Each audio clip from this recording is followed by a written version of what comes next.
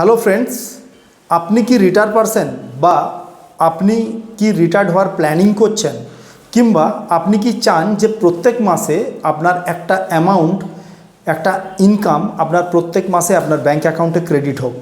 তো তাহলে আজকে এই ভিডিওটা আপনার জন্য। আমি এই ভিডিওর মাধ্যমে আপনাদেরকে দুটো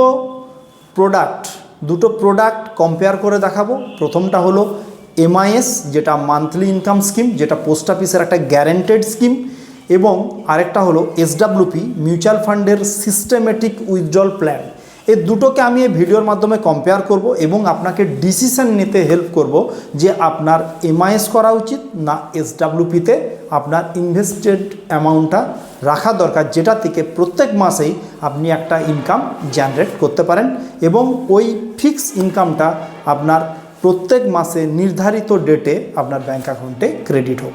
দেখুন, প্রথমেই কম্পেয়ার করার আগে প্রথমে আমরা দুটো প্রোডাক্টের সম্বন্ধে জানব এবং প্রোডাক্টটার ভালো দিক এবং খারাপ দিক দুটোই আলোচনা করব এবং লাস্টে একটা ডিসিশন নেব যে কোথায় ইনভেস্টমেন্ট করা উচিত এবং কি জন্য করা উচিত। তাহলে ভিডিওটা খুবই ইন্টারেস্টিং হওয়ার আছে, অতএব এই ভিডিওটা শেষ পর্যন্ত অবশ্যই দেখুন। প্রথমে আমরা পোস্ট অফিসের যে গ্যারেন্টেড স্কিমটা এবং পপুলার স্কিম রয়েছে এমআইএস, মান্থলি ইনকাম স্কিম, এটার ব্যাপারে জেনে নেব। এটা যদি সিঙ্গেল আপনি ইনভেস্টমেন্ট করেন 9 লাখ পর্যন্ত আপনি ইনভেস্টমেন্ট করতে পারবেন, এবং আপনি যদি জয়েন্টে ইনভেস্টমেন্ট করেন তাহলে 15 লাখ টাকা পর্যন্ত আপনি ইনভেস্টেড করতে পারবেন। এবং এখানে রেট অফ ইন্টারেস্ট হচ্ছে 7.4% গ্যারেন্টেড রেট অফ ইন্টারেস্ট, যেটা প্রত্যেক মাসে আপনি আপনার অ্যাকাউন্টে আপনি পেয়ে যাবেন। এবং কত টাকা হয়? 1 লাখের মধ্যে 1 লাখে হচ্ছে 616 টাকা 67 পয়সা, মানে মোটামুটি 617 টাকা প্রত্যেক মাসে পার লাখে আপনি পাবেন। এবং এটা কত দিনের জন্য পাবেন? এটা অনলি 5 ইয়ার্সের জন্য প্ল্যানিংটা করতে পারবেন। এবং 5 বছরের মধ্যে যদি আপনাকে এমার্জেন্সিতে প্রিম্যাচিওর উইথড্রল করতে হয়, মানে প্রথম 1 থেকে 3 বছরের মধ্যে যদি আপনি ওটাকে তুলেন তাহলে 2% আপনাকে পেনাল্টি চার্জেস দিতে হবে, এবং 3 থেকে 5 বছরের মধ্যে যদি ওটা প্রিম্যাচিওর উইথড্রল করতে চান তাহলে 1% আপনাকে পেনাল্টি চার্জ লাগবে। এটা গেল মোটামুটি এমআইএসের ফিচার্স। এবারে এমআইএসের ভালো কি রয়েছে দেখুন। আপনি ধরুন জয়েন্টে 15 লাখ টাকা ইনভেস্টমেন্ট যদি করেন এমআইএসে, তাহলে আজকের ডেটে 7.4% মানে পার মান্থ আপনার 9,250 টাকা করে আপনি প্রত্যেক মাসে ইন্টারেস্ট পেতে থাকবেন। এবং কতদিন পেতে থাকবেন? 5 ইয়ার্স পর্যন্ত। এবারে 5 বছর পরে যদি আপনাকে আবার ইনভেস্টমেন্ট করতে হয় তাহলে রিইনভেস্ট করতে হবে ওই 15 লাখ টাকাটাকে। এবং তখন কত পাবেন? তখন যা চলবে রেট অফ ইন্টারেস্ট, যেমন এখন 7.4, তো জেনারেলি আমরা দেখি কিছু না কিছু ইন্টারেস্ট রেট কম হয়, কারণ আমরা আগে এই এমআইএসেই অনেক বছর আগে প্রায় 11-12% রিটার্ন পাওয়া যেত, বর্তমানে 7.4% পাওয়া যাচ্ছে। তাই ডিপেন্ড করছে 5 বছর পরে যদি বেশি ইন্টারেস্ট রেট হয় তাহলে বেশি পাবেন, যদি কম ইন্টারেস্ট রেট হয় তাহলে আপনার 15 লাখের যে 9,250 টাকাটা কমতেও পারে, বাড়তেও পারে। তাহলে আপনার ওখানে একটা রিস্ক রয়েছে। কিসের রিস্ক? যে ইন্টারেস্ট রেট কম হওয়ার রিস্ক। এবং এই স্কিমটাতে নেক্সট আবার ধরুন 5 বছর আপনি রিইনভেস্ট করবেন, এরকম করে ধরুন 15 বছর ধরে আপনি ইনভেস্টমেন্ট করছেন, তাহলে সেম 5 বছর পরে নেক্সট রিস্ক। এবং এখানে সবথেকে আরেকটা বড় রিস্ক হলো 15 বছর পর যখন আপনার 15 লাখ টাকার ভ্যালু অনেক কম হয়ে যাবে, আপনার প্রিন্সিপাল অ্যামাউন্ট এখানে বাড়ে না। 15 লাখ টাকাটা চাই আপনি 5 বছরের জন্য করুন, 10 করুন, 15 করুন, 20 করুন, 25 করুন, আপনার 15 লাখটা 15 লাখেই থাকবে। আপনি শুধু সেই সময়ে যে রেট অফ ইন্টারেস্ট চলবে তার প্রত্যেক মাসে আপনি একটা ইনকাম পেতে থাকবেন, এবং যেটা আপনার এক্সপেন্সেসের জন্য।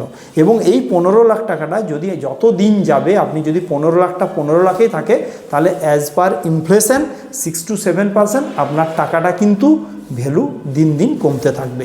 এটা একটা খুবই গ্যারেন্টেড লস আপনি বলতে পারেন, যেটা আপনি কখনো ইনফ্লেশনকে বিট করতে পারবেন না। আপনি জাস্ট ইন্টারেস্ট ইনকামটা আপনি নিতে থাকবেন। হ্যাঁ, আবার বলি, যে ইন্টারেস্টটা পাবেন ওটা হচ্ছে আপনার ট্যাক্সেবল ইনকামে অ্যাড হবে, ট্যাক্স ফ্রি না। সেটাও মাথায় ধ্যান রাখা দরকার, কারণ এগুলো রয়েছে। আর সবথেকে ভালো জিনিস কি? ওই যে 7.4% গ্যারেন্টেড রিটার্ন, এটা অবশ্যই পোস্ট অফিস এবং সবথেকে বড় ট্রাস্টেবল জায়গা, এবং এই দুটো জায়গায় আপনি কিন্তু অবশ্যই বেটার এই এমআই স্কিমের জন্য। এবারে সেকেন্ড যেটা যার সাথে আমরা কম্পেয়ার করছি, মিউচুয়াল ফান্ডের এসডাব্লিউপি প্ল্যান। মিউচুয়াল ফান্ডের এসডাব্লিউপিটা কি? আপনার একটা লামসাম অ্যামাউন্ট, যেমন ধরুন 15 লাখ টাকা আপনার মিউচুয়াল ফান্ডে ইনভেস্টেড থাকবে এবং প্রত্যেক মাসে সেম অ্যামাউন্ট 7.4% আপনি উইথড্র করতে পারবেন। দেখুন এই যে মাসের উইথড্রলটা, এটা কম বেশি করা যায়, আপনি 6% নিতে পারেন, আপনি আবার 8% নিতে পারেন, কিন্তু একটা হেলদি উইথড্রল হচ্ছে 6 to 7%। তো চলুন এই কেসে আমরা 7.4% দেখছি।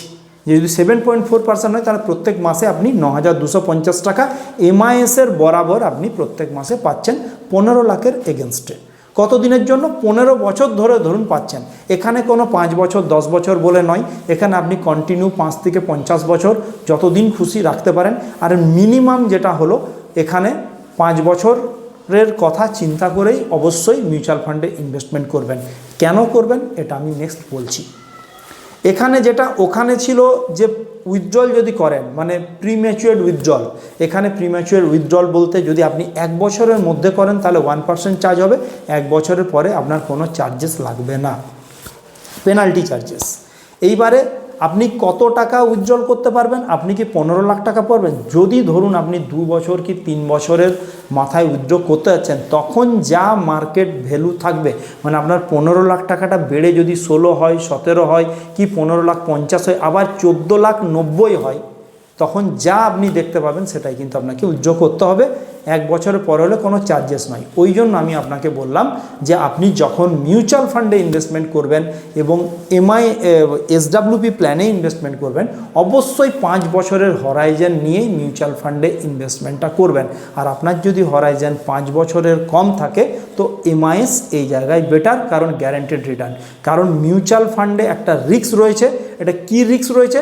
এখানে রিস্কটাকে ম্যানেজ করতে গেলে একটু আপনাকে টাইমটাকে দিতে হবে, যেটা আমি মিনিমাম টাইমের কথা বলছি। 5 বছরের হরাইজেন যদি থাকে, আপনার গোল যদি থাকে যে 5 বছরের বেশি দিন আপনাকে রাখবেন, আপনি ওই টাকাটা অবশ্যই এসডাব্লিউপিতে আপনি রাখতে পারেন। এখানে কি হবে, আপনি যখন 15 বছর পর, আপনি তো 15 বছরে টোটাল কত টাকা উইথড্রল করবেন, যেটা এমআইএসেও করতেন যদি 15 বছর রাখতেন। আমি যদি 7.4% এমআইএস আর এরও কম্পেয়ার করি, তাহলে মোটামুটি আপনি 16,65,000 টাকা উইথড্রল করে নেবেন। তাহলে আপনি তো বলতেই পারেন যে ওখানেও আমি 16 লাখ, এখানেও 16,65,000, দুটোই একই উইথড্র করছি, আর যদি 7.4% থাকে তাহলে আমি এমআইএসে করবো না? পোস্ট অফিস একটা ট্রাস্টেবল জায়গা এবং গ্যারান্টেড জায়গা, অবশ্যই ঠিক। এখানে কিন্তু আপনার ওখানে এমআইএসে প্রিন্সিপাল অ্যামাউন্টটা কখনো বাড়বে না, আর এখানে প্রিন্সিপাল অ্যামাউন্টটা বাড়বে যদি 10% মিনিমাম ফান্ডটা রিটার্ন দেয় আপনি যে জায়গায় এসডাব্লিউপি করেছেন। তো জেনারেলি আমরা দেখে থাকি 10 to 12% রিটার্ন আমরা পেয়েই থাকি, কারণ এটা কোন ক্যাটাগরির ফান্ড হবে একটু পরে আমি বলছি। তো তাহলে যদি ধরুন 10% আমার এক্সপেক্টেড রিটার্ন থাকে, তাহলে এক্সপেক্টেড রিটার্ন যদি 10% থাকে, তাহলে আমরা ওই জায়গায় আপনার 15 লাখ টাকাটা বেড়ে প্রায় 25,48,000 টাকা হয়ে যাবে। কারণ আপনি তো 7.4% উইথড্রল করছেন, আর আবার এখানে 2.6% যদি 10% হয়, যে অ্যামাউন্টটা আপনার এক্সট্রা রয়েছে সেটা আপনার প্রিন্সিপালের সাথে অ্যাড অন হচ্ছে, এবং এখানে একটা পাওয়ার অফ কম্পাউন্ডিংয়ের ব্যাপার রয়েছে।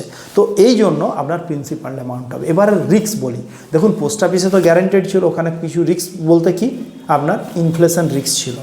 এখানে কিন্তু ইনফ্লেশনটা বিট করার রিস্কটা নেই, কিন্তু তাহলে কি আছে, মার্কেট রিস্ক রয়েছে। এখানে মার্কেট রিস্ক মানে মার্কেট যদি বাড়ে তাহলে আপনার ফান্ডের ভ্যালুটা আবার বাড়বে, 25 লাখের জায়গায় 28 লাখ 30 লাখ পর্যন্ত হতে পারে। আবার 25 লাখ টাকার জায়গায় আপনি 20 লাখ 24 লাখ 23 লাখও পেতে পারেন, কিন্তু 15 লাখ টাকার থেকে তো আপনি বেশি পাচ্ছেন। আপনার প্রিন্সিপাল অ্যামাউন্টটা যদি 5 লাখও যদি বাড়ে, তবু আপনার এমআইএসের তুলনায় অনেক বেটার। এবারে আপনি কি করবেন, ধরুন আপনার 15 ইয়ার্স পরে যখন আপনি 25 লাখ হচ্ছে, পুরো 25 লাখ টাকাটার উপর 7.4% রিটার্ন নিতে পারবেন। মানে কন্টিনিউ আপনি প্রত্যেক 10 বছর ছাড়া ছাড়া আপনি আপনার মান্থলি ইনকামটাকেও রিভাইজ করে বাড়াতে পারবেন। এটাও একটা দারুণ ফিচার্স রয়েছে এসডাব্লিউপির জন্য।